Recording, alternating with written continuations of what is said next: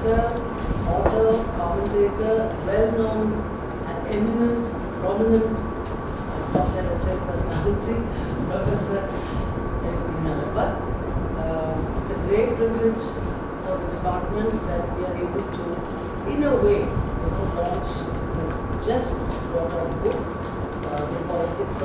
Geopolitics of 21st Century, as a title which is so appropriate to our department, to all of our students and to all practitioners as well as people who study geopolitics. So I think it's something which is going to leave a very lasting and profound impact as well. But I wanted to welcome him not only because of the book, but also because it is far too rare for us to have his company. I think we will make most of it. Please feel free to engage with him after he makes his remarks. But in essence, what I would like to introduce today to all of you is that this is the beginning of our series. We are bringing well-known, writers of the field, scholars in the field, especially because these are the people who not only constantly keep an eye on the unfolding events in the world, but are also very, very insightful in their analysis, and with their vast experience, they teach you how to think. So it's a great privilege for us to welcome you as an author today, and I tell you the reason is, author often takes us through their mind. They share their mind with you and they share their thoughts with you, and that's such a privilege for the others. And I think 21st century has been really witnessing a transformation of politics of all kinds, especially geopolitics. The tumult in the great power relationship, the end of the Cold War is now distant memory. There is a 9/11, there is a post 9/11, there are so many things. The dominance of the United States has also been a very significant topic, and I'm telling you all this as a prep to what you can expect from the book, because the book is really detailed. It's a compendium of many, his writings of many issues over a period of time. But also, not only is it about the United States and the dominance, whether it ends, it's declining or not, the rise of China has been of particular interest to Professor Nalapat, and I think you all know him for his penetrating analysis on China. Apart from which there is terrorism, there's ISIS, and so on. But the century has also been marked by a rapid and transformative relationship between India and the United States, which to many of us, none of you would remember or even know, but when we used to study IR in the beginning, we were not only estranged, but we were literally unfriendly friends. So this is a transformation which to many of us is still in some ways, oh really, unbelievable kind of thing. But the century has also seen a shifting US approach to so many parts of the world, including South Asia. But India-US relations has been of particular interest to Professor Nalapat. And the rise of Indo-Pacific has also been something, and you can see with him, and I'll just bring in Professor Chari here, both China, Indo-Pacific, and a commentary on India's foreign policy. You have Professor Chari also to share the views today. I think the pivoting of various nations in terms of their relationships with each other, he has particularly looked and mapped for us at various points in time. So it's not only a chronologizing of the unfolding events in world politics and relationships of countries with each other, in a timeline, but it's also telling you, in a way, it's giving you a ready reckoner of things that are happening and how you should look at it. And I think that's really important. And it also tells you how India is going to play a very major role in this 21st century geopolitics. And I think that's something, that's opening up in terms of many research inquiries by scholars all around the world, whether we will play a role in setting up norms, standards, rules of engagement, or we will actually become net security providers or hardware. You don't know. India's potential is now not in doubt, but what is going to happen is something the world itself is watching. But the main message that you can get from his book and his writings will be India matters. You know, India matters today. It has always mattered, but India matters, and therefore such books, sir, will not only help the department and the students and watchers of geopolitics, but will also stand testament to the kind of scholarship that India has with people like Professor Nalapat. And his book is a compilation of the shifting geopolitics of this century, more than 150 thought-provoking articles. I think that number has floored us, sir. As you said, the exercise in the mind more than in the hand. It has to be exercise of the mind with the articles that you've written. The transformation that we have already witnessed. But this book, I think, is a guide to the transformation that will follow as well. You know, it's something that can help us understand how geopolitics is going to keep transforming. What are the trends to expect? What are the kind of events that will have huge impact on the way we do things? What changes? What are the pivotal changes that can help us plan and strategize? You know, things like that. So without much more ado, I just want to mention a couple of quick points about Professor Chari. As you know, Professor Chari has had a very, very successful Indo-Pacific conference with the department. We will be planning more with him, but I cannot find a more important or a more able, and they're also old friends. So in a way, it's going to be fantastic to have him also make some remarks on this occasion, because he's, I think, quite intricately and intimately involved in this book in many ways, from what I understand. But I think it's something that, we are very fortunate. Again, sir, I welcome you, Professor Chari and Professor Nalapat. It's a privilege and an honor for the department to be able to launch this book first. And I'm really, really going to mark this. Please smile and put on, and please give us a huge round of applause for our Professor Nalapat. And also welcome Professor Chari for sparing his time to, give us some remarks on this wonderful book. And I welcome all of you today. I know you all are very busy. The exams are around the corner. Otherwise, there's something else around the corner as far as I can see. So there is a lot of pressure. However, we are in a department which teaches you not only to deal with pressure, but also plan how to deal with your pressure as well. So don't worry about what's going to happen later. But I'm very happy that you all have come, and we will have more. And I just want to mention, copies of the book are available for purchase right outside this hall. There has been a diminution, or let's say relaxation in the price for us. So please pick up a book if you on your way out, and it's a reduced price for us. So it would be useful, and I cannot emphasize this enough. Reading and writing have to become your companions forever. You cannot escape. You're in a field which requires both reading and writing. In between, you will be reflecting on what you have read, and you will be thinking about what you write. So imagine, it's basically a mind-capturing exercise. And I welcome you, sir, Professor Nalapat.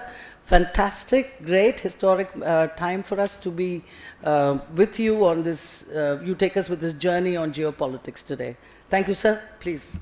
I just want to say that I think we're all privileged to have Dr. Vijayalakshmi with us, and all of us, I think I speak for everybody when I say, we are really grateful that Dr. Vijayalakshmi is now in Manipal and has basically now going to play the role of the head of the Department of Geopolitics and International Relations.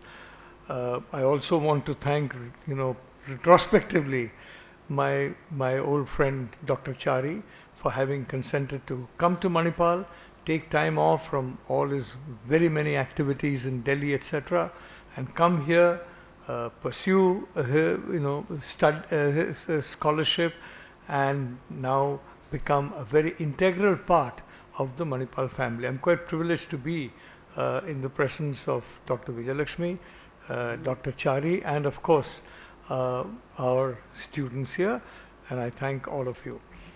Now, I'm not going to talk too much about this book, but the geopolitics of the 21st century, because in a sense, for the for almost all the people in this room, the 21st century is the only century that has ever existed, almost.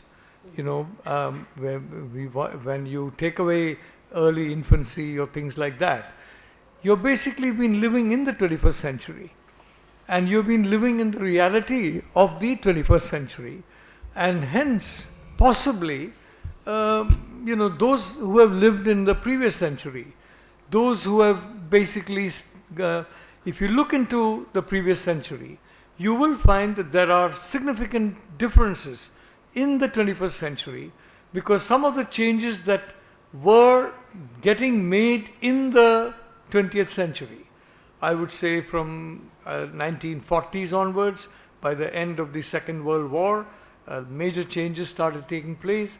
By the 1980s onwards, with the rise of Asia, etc., from the 1990s onwards, the rise of East Asia, major changes and shifts have taken place in the global order in the 20th century from around that period, from the late 1940s onwards. And it has therefore created, in a sense, an entirely new world. So when we talk of geopolitics, we are not talking of a concept that is basically frozen in time. We are not talking of a concept that's basically frozen in terms of the understanding of what counts and what does not count, what is important, what is not important. We are talking of a subject, a science, in a continuous period of transition. I find that I have some young friends here who are in the medical profession, and and their sciences also are in a constant state of transformation. They still go by the same name, medicine, doctors, etc. But the entire ambit of how to look at the profession, how to use the tools of the profession, everything has changed, and everything is also changing. So from that point of view, in a sense, I think you are in a sense fortunate that you are basically, for you, the 21st century is normal and natural to you, in a way that may not be normal and natural to so many of us who have been embedded in the previous century.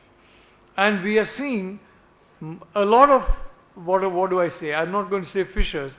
I'm going to say an absence of connectivity, an absence of a good fit between the policies that we have got and the needs and realities of the 21st century, for the simple reason that the policies still reflect the verities of the previous century.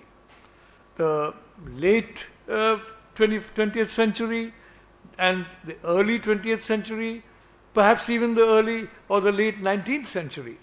So, because policies have to be embedded in the time in which they are present. And that means policies have always got to be chiseled. The new materials have got to be used. New ways of handling the policies have got to be formulated. And if we do not do that, if we go back on this old, concept of tradition, continuity and other things, yes, there is tradition. Yes, there is continuity.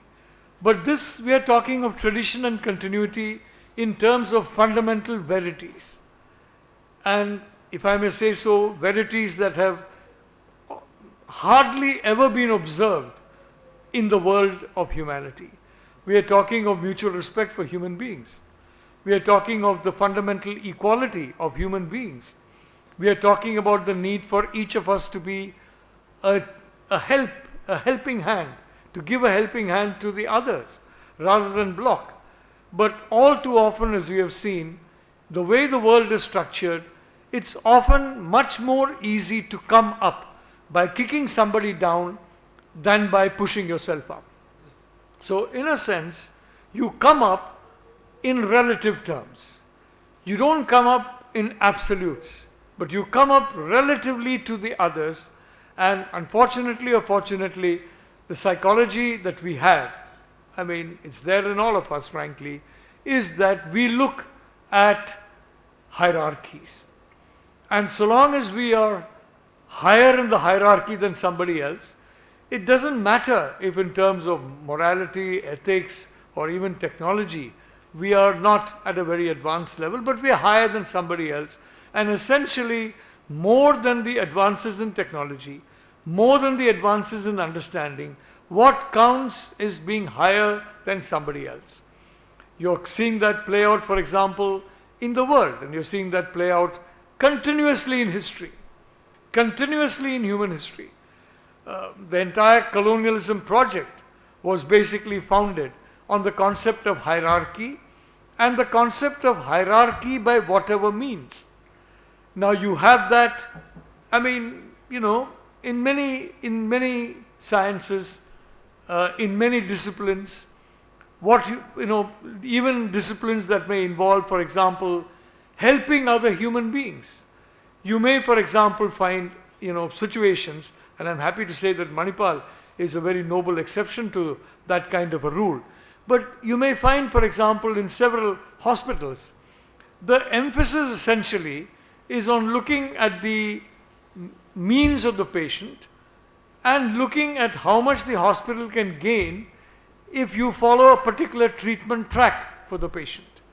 So the treatment track that is followed is not the treatment track that is optimum for the patient, but a treatment track that is optimum from the point of view of maximization of the gains of the institution concerned. And very often that treatment track may leave you with problems in the long run, or whatever it is that, that could have been removed very easily if a proper treatment track, a treatment track that is known to professionals of the field, were followed without having this issue in which you need to follow a track that maximizes return. The same thing happens in a company. You have a company in which you are looking at maximization of the income of the shareholders, principal shareholders, maximization of the income of the top management.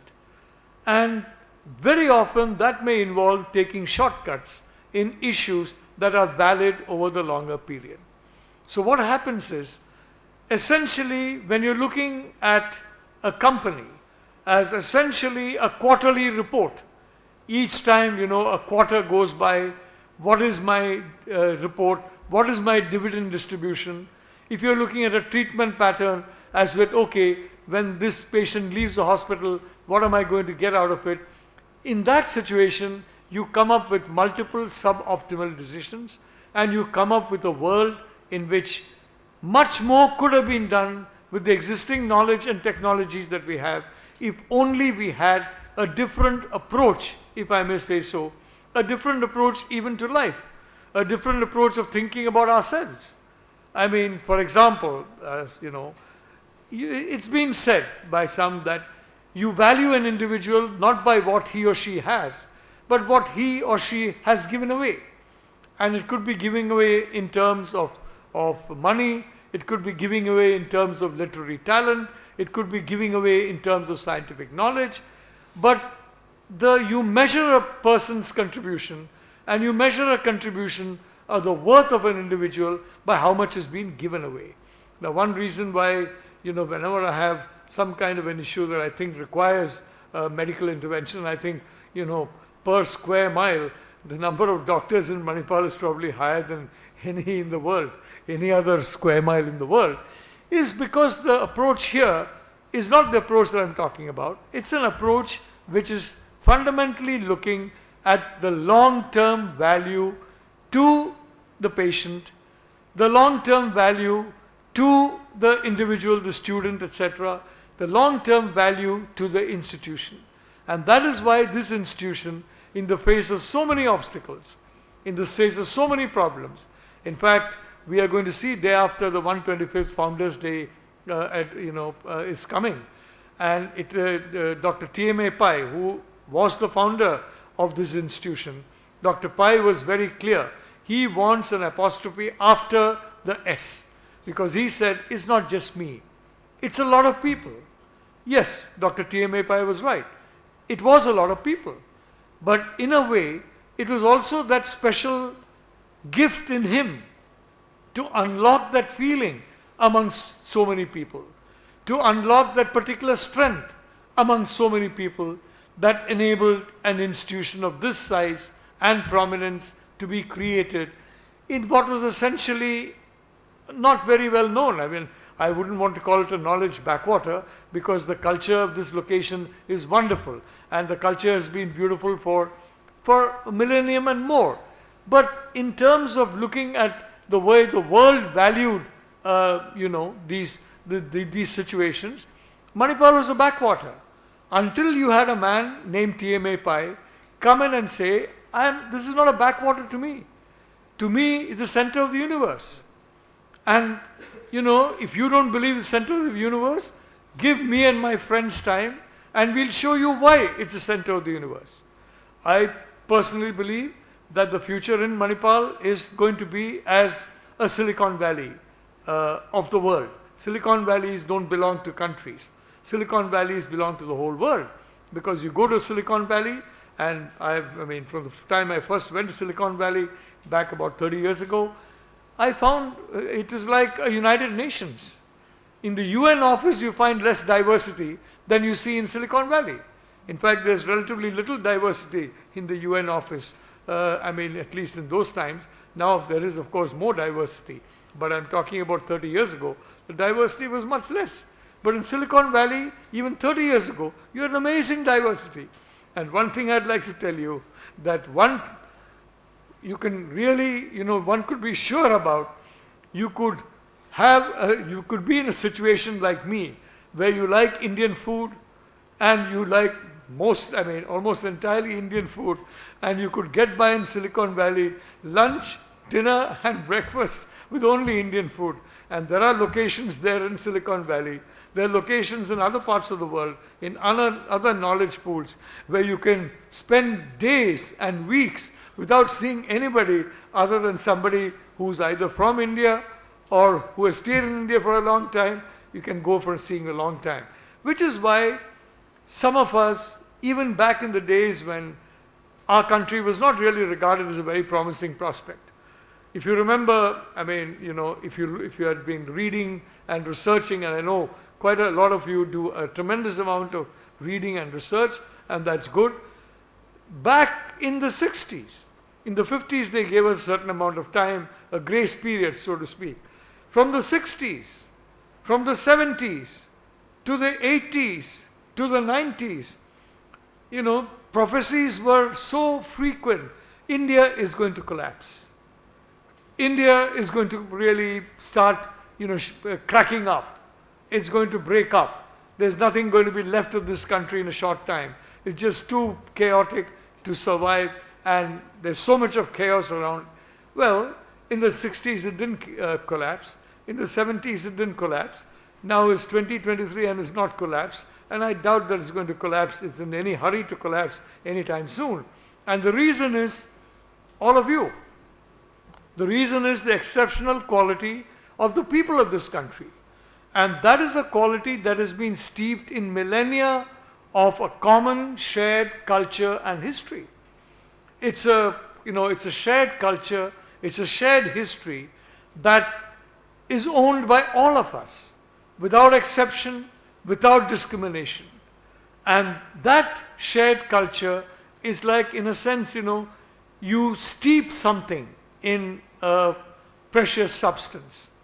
And that something gets transformed, gets strengthened, gets enabled and empowered.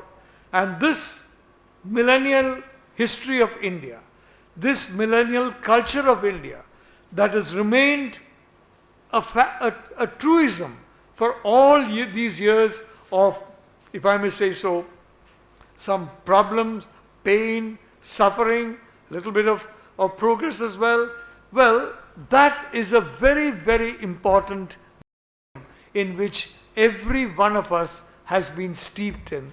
Every one of us reflects that. And which is why whenever I used to go and see the difference between our country and the difference between, let's say, even East Asia, country like South Korea. South Korea was You're talking about backward parts of India. Let me tell you that South Korea in the 1950s and the 1960s was more backward than any of the backward parts of India. It was a horribly backward country. If you look at South Korea today, it's impossible to know what South Korea was in those days. Because South Korea is now the 10th largest economy in the world. In terms of size, it's not very much. It's about as big as a big district in India. But in terms of economic size, it's the 10th largest economy in the world. And we, of course, by purchasing power parity terms, are third. And we are, by dollar terms, which is increasingly becoming less and less used and less relevant, we are the fifth. And we are moving forward to the fourth, moving forward to the third, for a simple reason: the gift of the Indian people, combined with the gift of the geopolitical transformation of the 21st century. This combination of gifts is not just enough that geopolitical conditions change to favor a country with headwind rather than tailwind. It's not just enough. There are people have that most precious of resources, a tremendous inner talent and resilience. You have to have a combination of both to really go forward. And that combination is now there in India in the 21st century. And that is where this century is so very important for India. Actually, the earlier writings of the 1990s have been, again, Manipal was kind enough to bring it out, in the practice of geopolitics, and these are writings of the 21st century. And Manipal again has been kind enough to bring it out. And in between, you have that book on that 75 years of Indian history, and by the time I come again, another book will be out, which is basically, the title is Cold War 2.0, Illusion and Reality. Now, some of us have been talking about de-dollarization. Some of us have been talking about China as a problem, not as a solution. Some of us have been talking about multiple situations like that for some time. But today, they're all becoming mainstream. There was a time when we were regarded as the fringe. There was a time when we were regarded as impossible to take seriously. But today, these views most of them are the mainstream. You are seeing de-dollarization in front of you. You are seeing decoupling in front of you, a predicted decoupling, predicted some time ago, in front of you.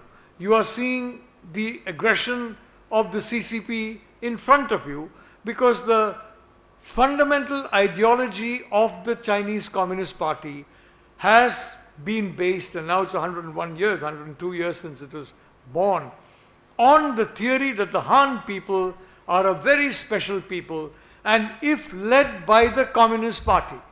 This is, as I told you, there are two conditions: geopolitical currents and public resources, the quality.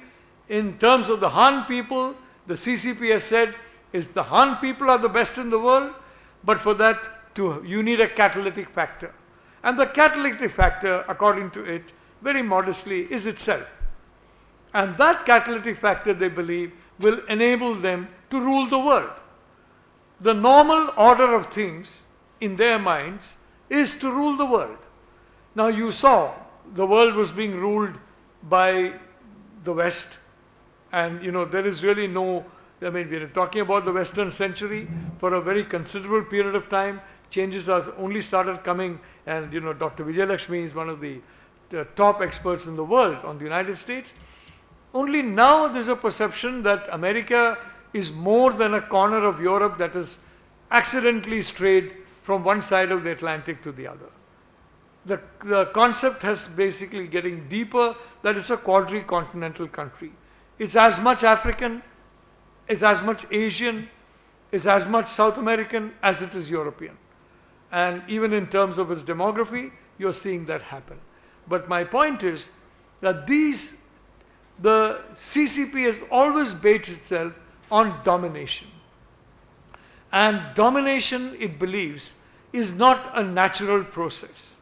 And again, if you look at the literature of which is produced by CCP thinkers, And we are talking about thinkers 90 years ago, 100 years ago, 50, 40 years ago. You look at Chairman Mao, you look now at Xi Jinping thought, it is very clear that it's not a natural process.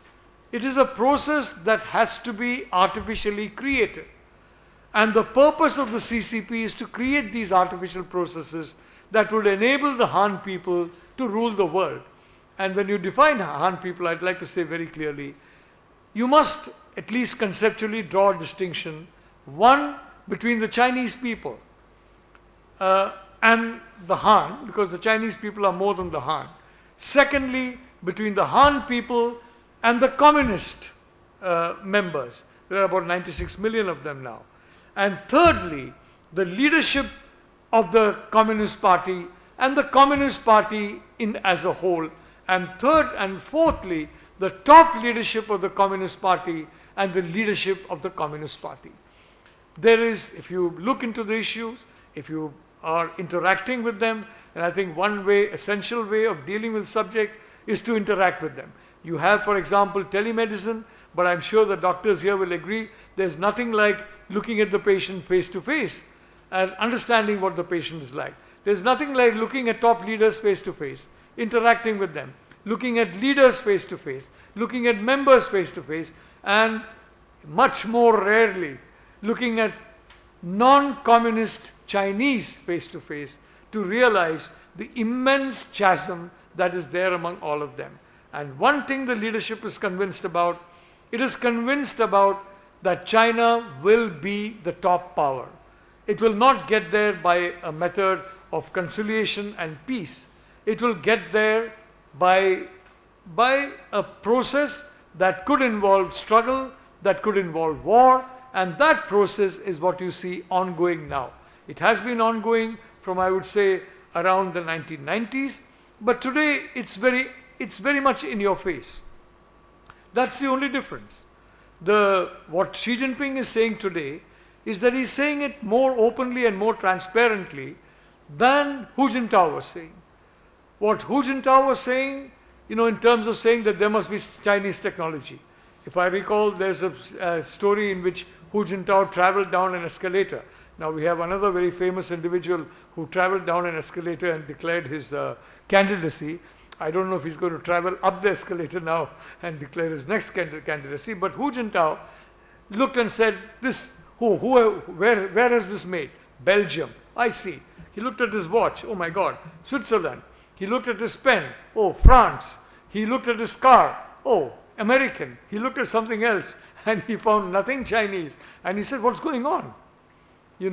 Why am I not able to find something that's Chinese? Why is everything abroad? And from the beginning of his 10-year term, he concentrated on developing domestic substitutes for products. And from that time onwards, the trading model with China started falling apart. Because the model was that it's okay, you can buy a lot from China, but the Chinese will also buy a lot from you. That second equation started getting changed massively during Hu Jintao's time, and it's been changing even more rapidly during Xi Jinping's time. So these are the tectonic changes that are happening in the world. One, a party that is determined to exercise control over the world. Two, a Western world that is still living in the past. And if it's a wonderful past, I think there's no, one can't be blamed for living in the past. Let's say that you had a wonderful, let's say you had a wonderful period in your life. For me, for example, just yesterday, as a matter of fact, I was, some people got in touch with me on WhatsApp, and they were actually people who had worked with me when I was the resident editor of Times of India in Bangalore. And all of a sudden they said, sir, here we are, and we have this group of the Times of India Bangalore, and would you be please able to join? Of course I joined. But my point is that was a happy period in my life. And that is a happy period obviously in their lives, otherwise they wouldn't have invited me. They finally found out my telephone number. It's been there for a long time, but they found. So the point is, you can have nostalgia. But the difficulty is geopolitical policies founded on nostalgia. Geopolitical policies founded on anything other than hard reality. Anything other than the challenges of the present, not the challenges of the past that are past, are going to result in problems in the future. And a lot of the Western policies today are framed in the context of the geopolitics of the past, of the threats of the past, and so far as the threats of the present are concerned, the belief is that if we don't define it as a threat, it's not a threat. A threat is what you define as a threat. An opportunity is what you define as an opportunity. Unfortunately, this is the case in which our definitions are irrelevant. A threat is an objective reality. It's not a subjective fantasy. And in that sense, the Western world is still some way behind catching on with the needs of the 21st century. And you can't blame them, because this is a century in which, frankly, the Indo-Pacific is way more important than the Atlantic. The two sides of the Atlantic were dominant for about 160, 180 years. Today, the Indo-Pacific is becoming the dominant region. Whether it's in economics, whether it's in technology, whether it is in human power, in so many other ways. So they are still not wanting to acknowledge that there has been this shift, this geopolitical shift. They would still like to believe that theirs is still the world which has gone, but which is still continuing. And hence a kind of a neglect of the threats of the day and a kind of a reluctance to grab the opportunities of the day. It's in this climate that our country is in. And I'd again like to say that we are lucky because we have the same opportunity now that China had in the 1980s. In the 1980s, and you had Deng Xiaoping, a brilliant, a genius, if I must say so, he understood that there was a huge geopolitical opportunity by openly proclaiming what the Chinese had been following from the late 1950s onwards, which was rivalry with the Soviet Union. Dr. Chari, Dr. Vijayalakshmi, they are both, eminent scholars. They know right from the time of Nikita Khrushchev onwards, there have been problems between the CCP and the CPSU. But Deng Xiaoping made that public and went into a public alliance against the Soviet Union, and a huge amount of benefits were derived from that particular alliance. So he moved with the currents that were flowing ahead. And the important thing is, when you swim in the currents that are pushing you forward, you swim faster. If you swim against the current, you swim much slower and you end up much less successful. You have to identify which currents are flowing ahead, which currents can accommodate you, and which currents you can swim in. And there are massive currents that are flowing ahead where India is concerned, where for whatever reasons, it's the hangover of the past, it's ideology, it's a kind of a perception that different worlds are divided into watertight compartments. Many of us, our minds are not conditioned to accepting the practicalities of the present. Deng Xiaoping was a man who looked for practicalities. He was not a theorist. There was no Chairman Mao was a theorist. Lenin was a theorist. Stalin was no theorist. Deng Xiaoping was no theorist. And they looked at practicalities. And when you look at practicalities, it's different in the sense that the practicalities are dictated by the objective circumstances of a period, and you take advantage of that.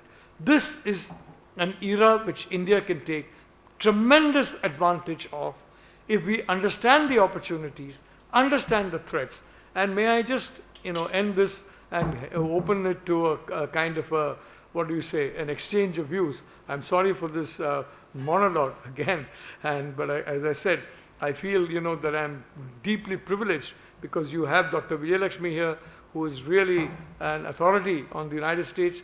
You have Dr. Chari here, who's an outstanding specialist on China, and here I am, a specialist in almost nothing.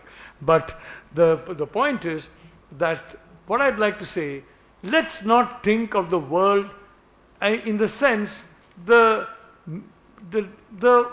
are two kinds of worlds. One world that is walling itself off from each other.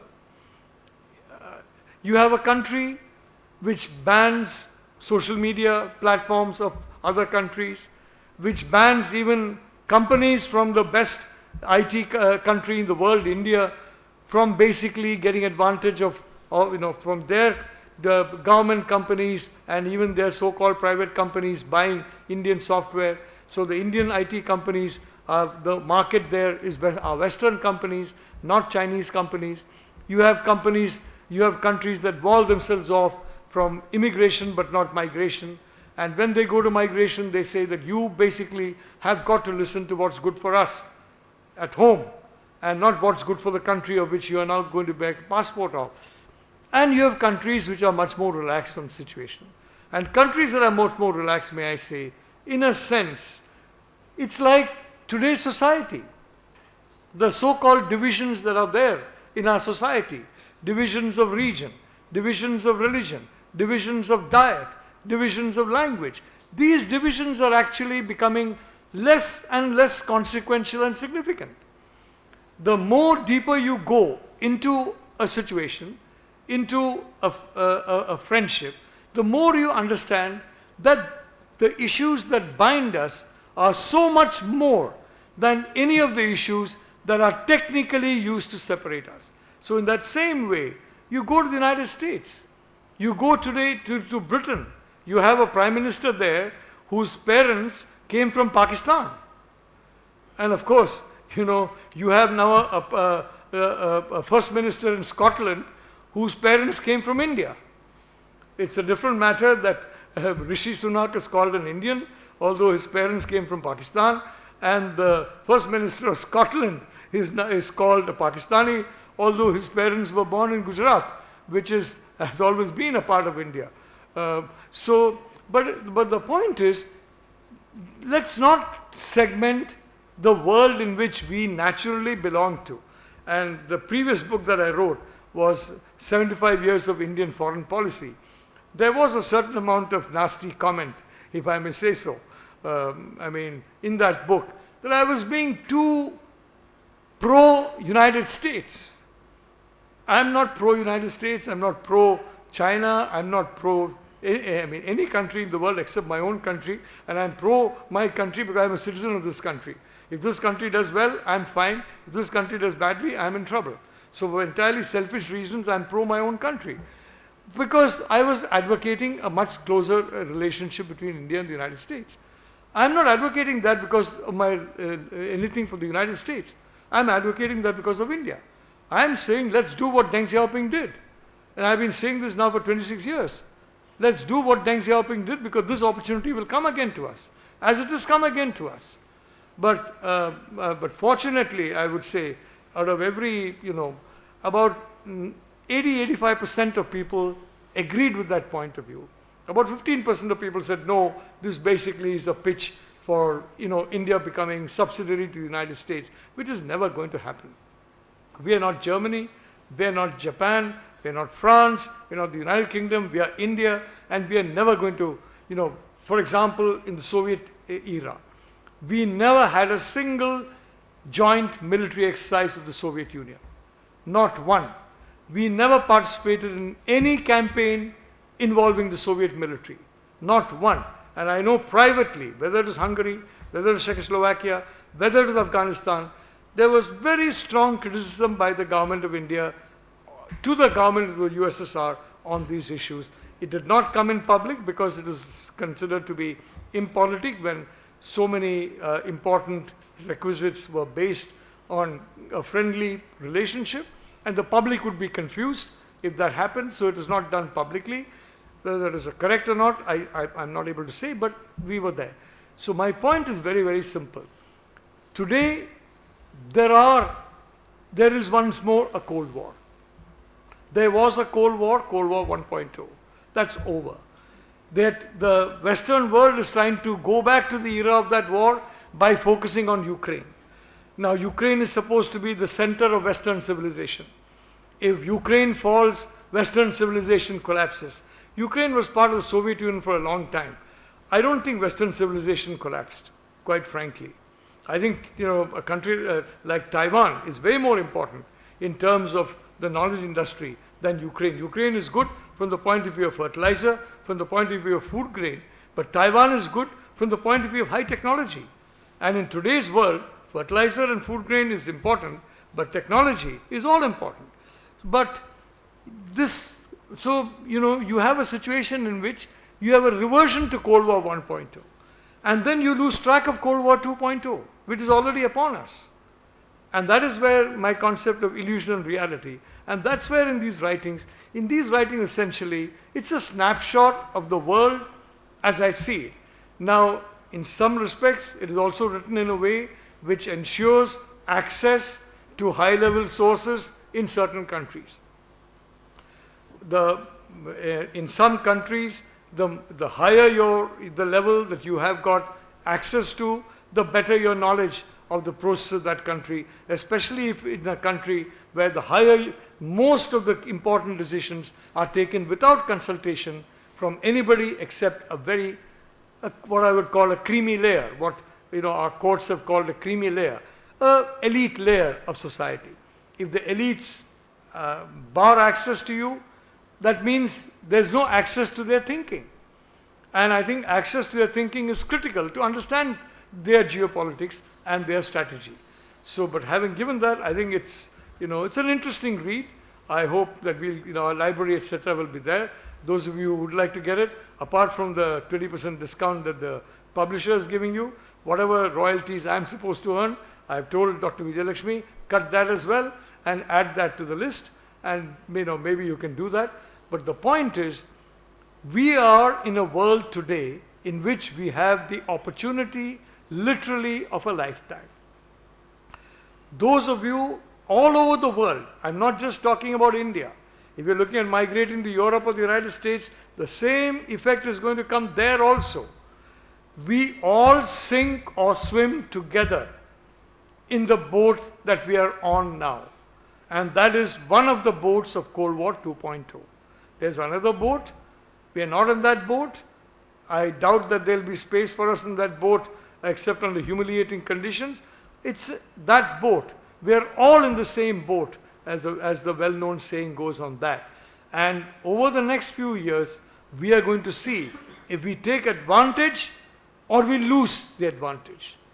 And my expectation, my hope, is that we take advantage, because believe it, the rest of your lives definitely is going to be defined by whether we take advantage of it or not.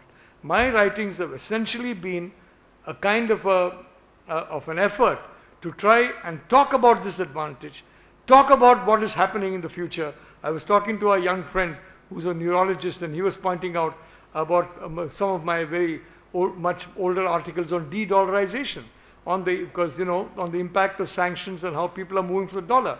At that point in time, people, when the examples he was talking about, my writing, it was essentially, I would say, not taken very seriously. But today, it's a different story. It's all over. So when I'm warning about the fact the world is now in two camps, and you cannot have the luxury of having one foot in two boats. When the boats are moving apart, you'll fall into the water. When I'm saying that, well, it's not taken very seriously now, but I hope it will be taken seriously before it's too late. Thank you very much. So, ladies and gentlemen and friends, this is the book, and I hope you will make this opportunity. It awaits just outside. Do pick it up, and you'll find it very engaging reading, because it not only talks to you about the world that was, the world that it is, and the way the world should be, and what might be what might be the world. So many concepts today, and I think, sir, thank you.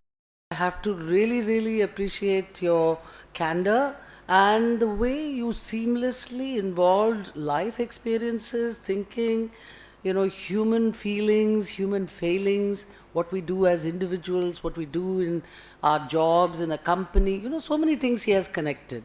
But he's also highlighted that India has a rare opportunity. It has an opportunity not only to present its own ideas and, the India way, or the narration of India, building an Indian narrative. He ended with this for you, that you all are the part which builds the India narrative. So in your writings, in your thinking, in your reflections, your research, and in your work is the story of India. And in your writings particularly, you will build India narrative now. And that is the Indian point of view, Indian perspective, whatever you like to call it. But this India narrative, you have to believe, the world is waiting for it. They want to know what Indians think, believe me. They want to know how you feel about things. And the script is already waiting for you to write. So it's not difficult. And if you actually collate the lovely information that he has given you with the access that he provides in his articles to the sources on how, how to analyze from a policy document or from sources, that is important for all scholars. And that's what he has done in this set of writings. But apart from that, he's also mentioned that China remains one of the biggest and gravest concerns for the whole world. He talked about the predatory nature of China when I first met him many years ago. And we even were of the opinion, sir, if you remember, about Kitty Hawk. Yes, we wanted India to buy Kitty Hawk, and of course it didn't happen. And we bought Gorshakov, which ran into cost overruns and so on and so forth. And we kept on saying that, this may not be the best choice for India. This is a choice that we can make. See, believing that you have the ability to make choices is one of the fundamental confidences that a new 21st century Indian should have. You all have it, I know you do, but you will be diffident about certain things. But the reality is, you can make choices. Today you have the potential, is an old word in some ways. You have now the opportunity to face head on the choice that you want to make. And you will live with those choices, by the way. So you have to be very careful, and that's where this department's training on threat assessment, on planning and strategy, on understanding geopolitical trends, which means you never neglect the past, but you are not a prisoner of the past, right? History, and you never neglect. It's not that, we don't want to know the world. So many people I know believe that the day they were born, the world was born.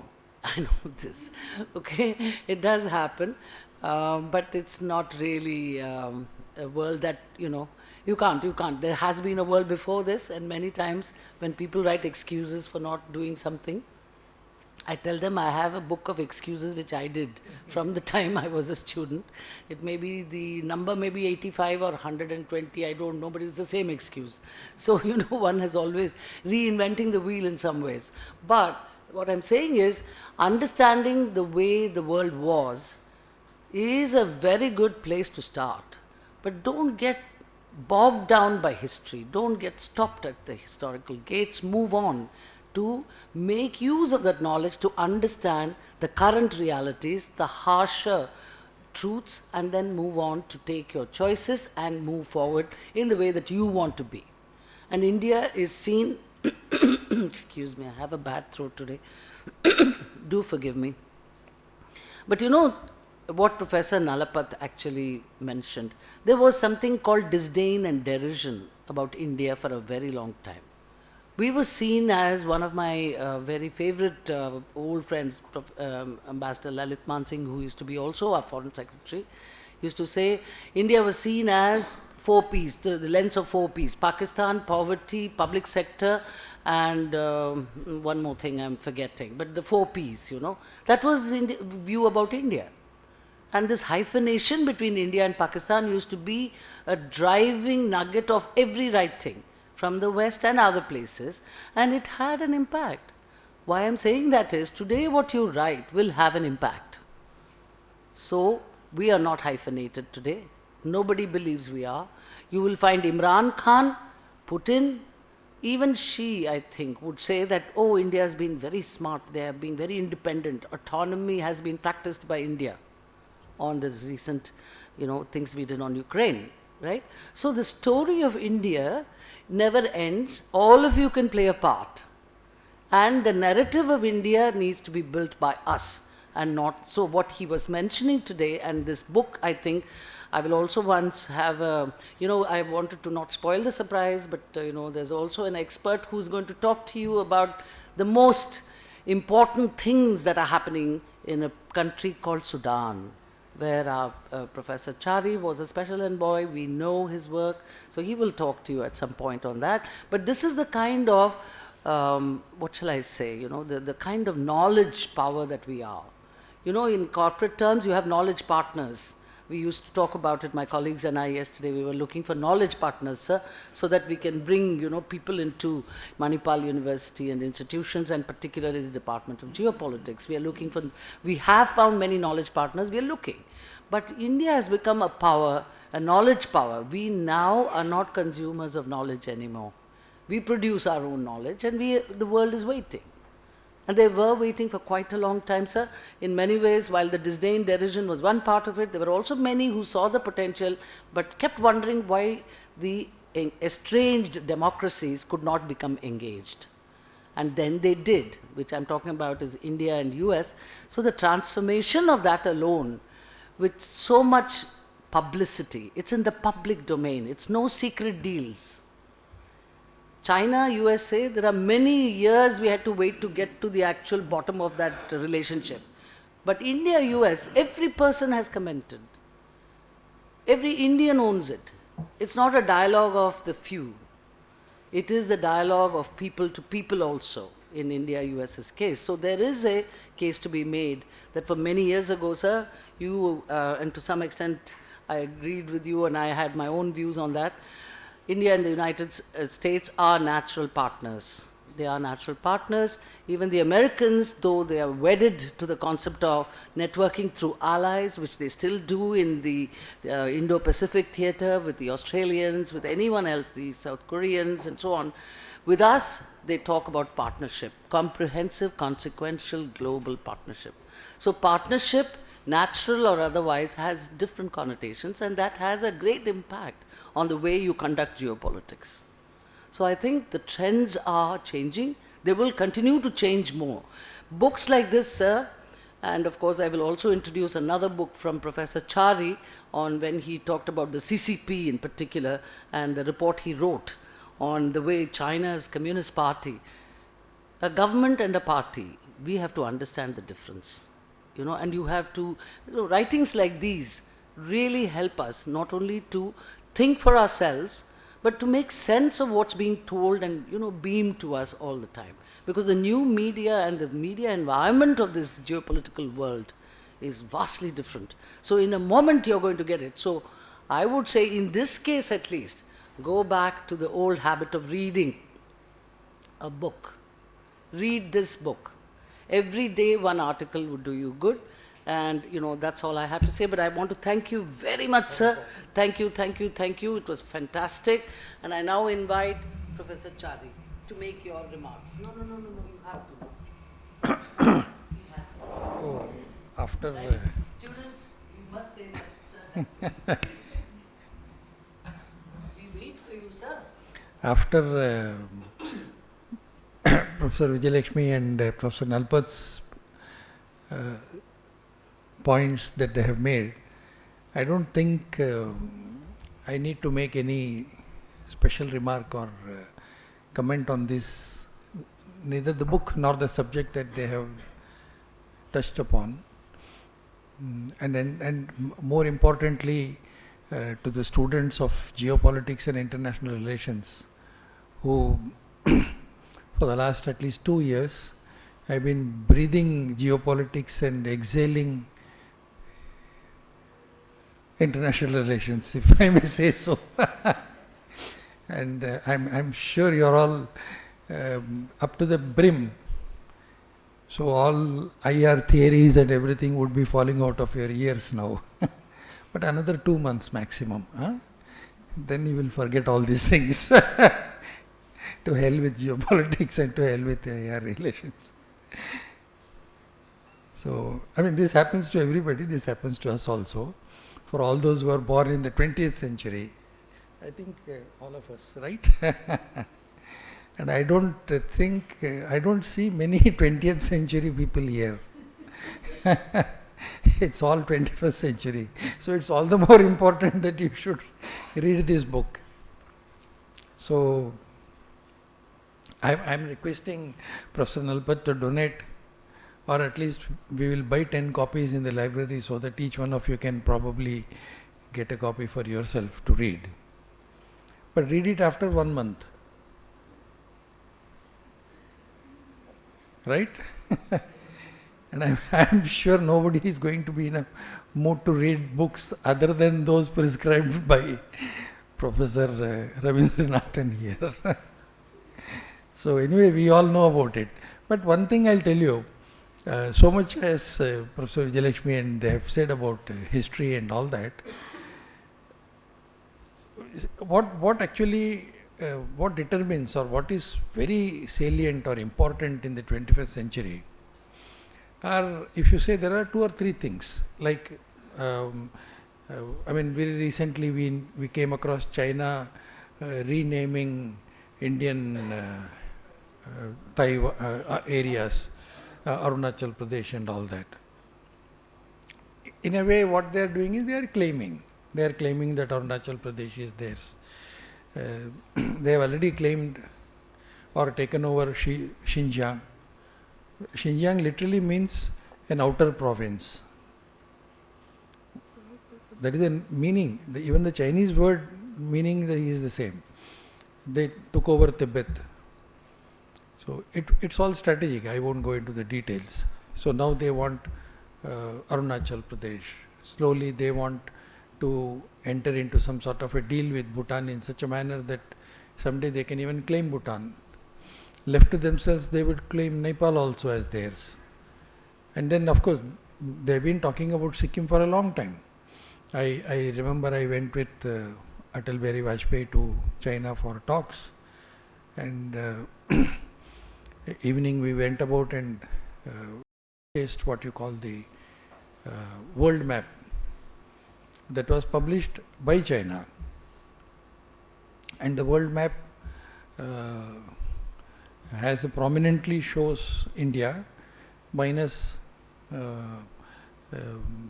Jammu and Kashmir, minus Ladakh, of course minus Tibet. All this is shown as Chinese territory, and more prominently it shows Sikkim as part of China. So we confronted Brajesh Mishra during the dinner. So since we are being recorded, I will not say what we had before dinner. So then he said, well, this will change. You know, Chinese take a long time to change. It's now that they have come to some sort of an understanding that we can do trade, border trade. So border trade between India and China through Sikkim. So when you say border trade between India and China through Sikkim, which obviously means that you are determining some area as a border between India and China. So I had a very serious difference of opinion on that also, but that's a different story. So geography matters the most. Whoever has greater geography, why US wants Ukraine to be part of NATO? Because they want to expand the geography of NATO. So geography plays an important role as far as 21st century is concerned. Another thing that matters the most is technology. You cannot think of 21st century or progress or growth in 21st century without technology. If you are technologically even 24 hours old, you are considered as something different. I mean, now after Professor Nalapat's mentioned about WhatsApp group and all that, even I am trying to learn to become member of some group or the other. So you have to always race. In technology, yesterday is late and tomorrow has come today. That is the technology. So you have to, that is the growth of technology. And the third and the most important aspect is economy.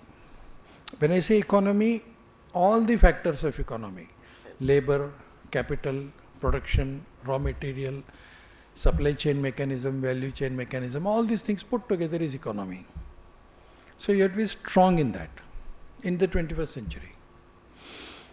Now, how was this 21st century? How is this 21st century different from 20th century?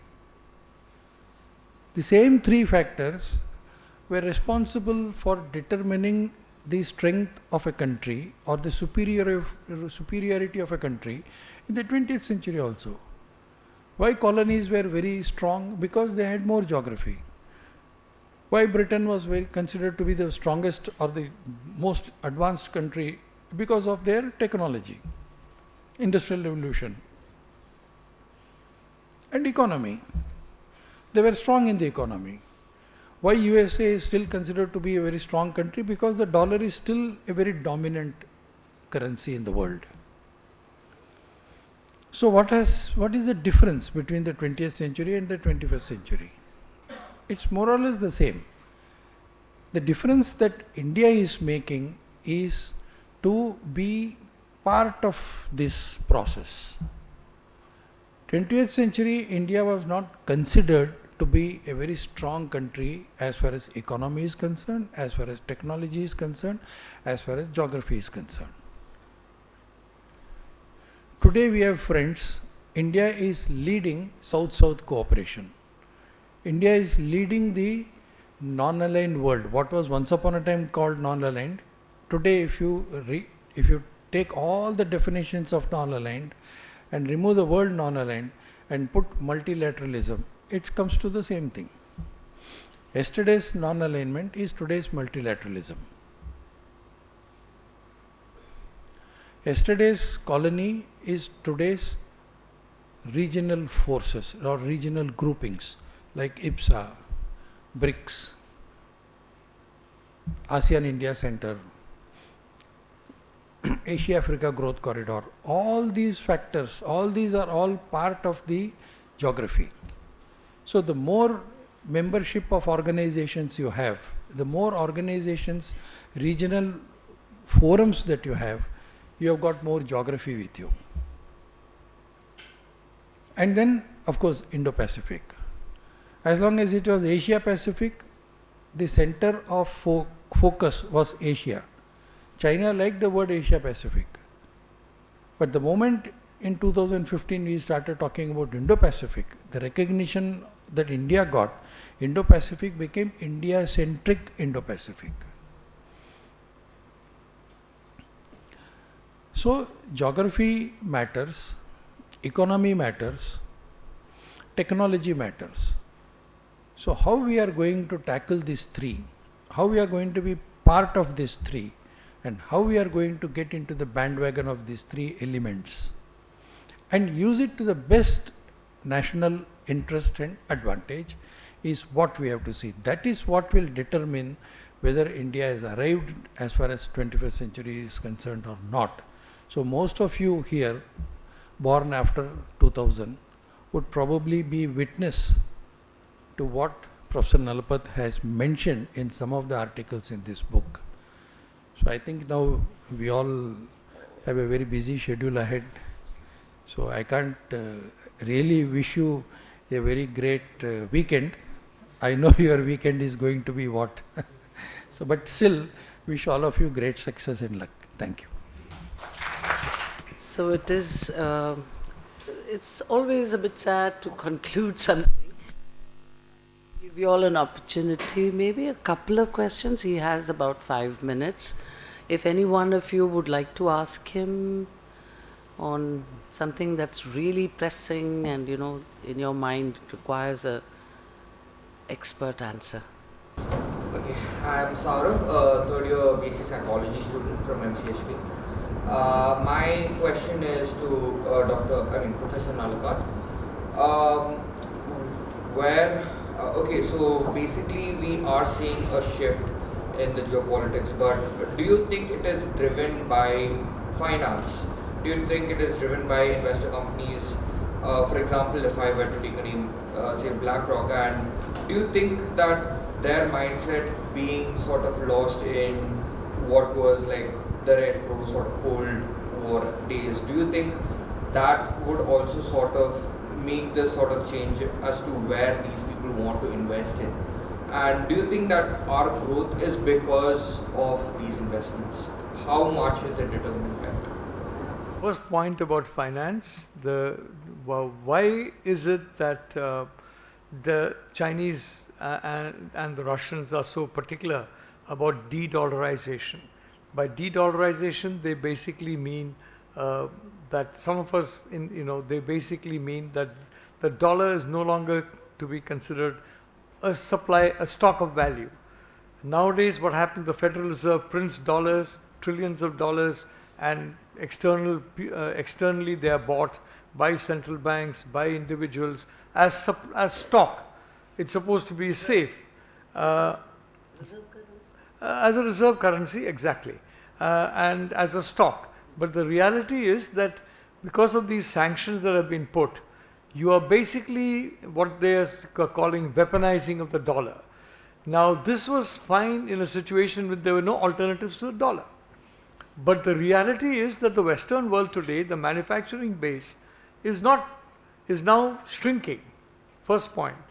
Second point is that a lot of the important products, you can get alternatives. May not be as good alternatives, but you can get alternatives. Even advanced things like computer chips. You've got Taiwan, frankly. It's not the United States that is leading there. The Taiwanese are coming to the United States for that. So they kind of have misjudged the situation, and they're going in for financial sanctions on the assumption that there is no alternative to the US dollar, to the euro, to the Swiss franc, to the Japanese yen. Today, Switzerland, for example, the Credit Suisse is in trouble. A large part of that trouble is actually invisibly caused by the fact that Switzerland abandoned its neutrality in the Ukraine conflict. It took a side against Russia. A huge number of deposits in Swiss banks are Russian deposits. Now, tomorrow you have a situation in which the West says some other country, they sanction some other country, and Switzerland joins that. Then that country, the assets of the citizens of that country, and in the case of the Ukraine war, even the assets of ethnic Russians who are not Russian citizens, have been seized without any due process.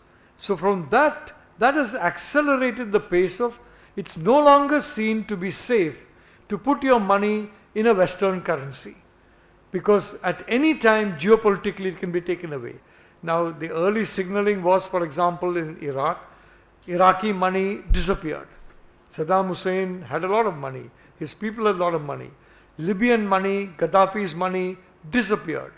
A lot of other similar kinds of money just have disappeared. Nobody knows where Gaddafi's money is. Nobody knows where Saddam's money is, or any of these things. So today what's happening is people are running away from these currencies. They're turning a lot to gold, for example. And you have, some of us have been tracking over the last 7 to 8 years, the Chinese and the Russians have been really stocking up on gold big time. At the same time, China has been pushing on its digital currency. And they are now number one in digital currency. And I'm sorry to say, for example, crypto. We may believe crypto is a Western-oriented thing. But the fact is that the largest by far crypto platform, Binance, is Chinese. What does that mean? It means that that platform has access to who has got these crypto resources. So let's say you have an Indian, and now in India, because of taxation and other matters, our own platforms are very small. In the case of the United States, a self. What happened was that you had that FTX or something that collapsed. In my view, Binance also, you know, I mean, I'm not saying they played a role, although circumstantial evidence points to that. But the reality today is that all those things again came to Binance. What does that mean? It means that the Chinese state, through Binance, has got access to exactly who is having crypto and who is using crypto. It's the same logic that made them develop Macau as an international banking hub. The reality today is that whether it's Dubai, whether it is Bahamas, whether it is the, you know, all these other places where you've got shadow banking and you've got this kind of offshore banking and, you know, hidden accounts, even Switzerland, all of them are now accessible to the United States under United States law. So if you don't listen to the United States can exact a heavy punishment. With the result today, there are two places where if you have money which you have not declared, you can keep. One is the Chinese control space, the other is the American access space. And many people are now going to the Chinese control space, including in large countries, democratic countries. I'm not going to name some of these countries where very large deposits by influential people are in Macau and other locations, and in crypto. So the result is that we don't know, I mean, who has got crypto, who's an Indian who has got crypto, using crypto for what, but the Chinese know, and that's immense power. So this is the point about, you know, understanding the impact that you're making by taking a stand that does not accept the inevitability of technology and does not accept the security risk if, as a consequence of your action, your own platforms shrink and the platforms of an adversary nation multiply. Crypto, China is way now number one. It's not any more Western controlled or anything of the kind. It's there, it's a fact of life, it's not going to go away, but China is number one in that. The platform, Binance, is number one. As far as the dollar is concerned now, across the world, that is changing. Now, in the case of India, there have been so many legislators and policymakers and think tankers who have said, sanction India for not supporting us on supporting Ukraine. Now, it's all there in black and white. They haven't hidden it. It's all there in writing, sanction India, sanction India. So you can't blame people in India for being a little worried about that and shifting from the dollar. So India has joined that shift from the dollar. So from that point of view, I would say finance is like blood. You know, blood is throughout the human body. Blood conveys oxygen and it's carbon dioxide, etc., through the lungs. And the blood of finance is now increasingly moving into hands that are hostile to the United States, in large part because of the policy errors made by the United States and its Atlanticist allies. If you believe that a situation which is not there is still existing and frame policy on the basis of that situation, you are going to find your condition worsen. So we are seeing very intelligent, calculated moves on the part of the CCP, and if I may say so, overconfidence on the part of the United States, and in the case of India, very responsibly and correctly, a hedging strategy. We are not happy at what is happening, but we are not going to pretend it's not happening. So we are hedging to protect our people. Now, I'll just end this answer by talking about one thing, which is Russian oil. I have always been in favor of buying as much from Russia as you can buy, except in matters of defense, including S-400. I was not happy with S-400. I'm not happy with our reliance on Russian defense, because Russia and China are tied together in matters of national security and defense. But buy from Russia. So I was 100% backing the government and pushing for India to buy as much Russian oil and gas as we can. And I'm glad that independently of whatever advice I have given, they are doing precisely that. And that's been very helpful to the economy. It's been very helpful to the strength of the rupee. Extremely helpful. Buying from Russia. Because Russia is a resource superpower. You know, if you talk about what I would say gross national resources, it's a superpower. We can't just look at prioritizing on the basis of GDP in dollar terms. It's becoming a less and less reliable indicator. So from all these points of view, we are hedging. The Chinese are moving very fast to capture that space, and the Americans are ceding that space largely, and the Europeans largely by self-goals.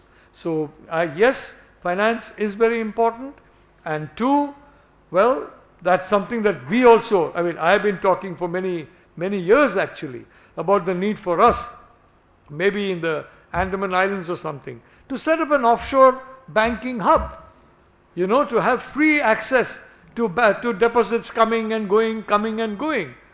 For one thing, it will create hundreds of thousands of jobs. I have frankly been in favor of legalizing betting and gambling. I'll tell you why. Innocent gambling, not gambling on terrible things, but you know, you've seen gambling on racehorses. For the reason that you're not going to stop it.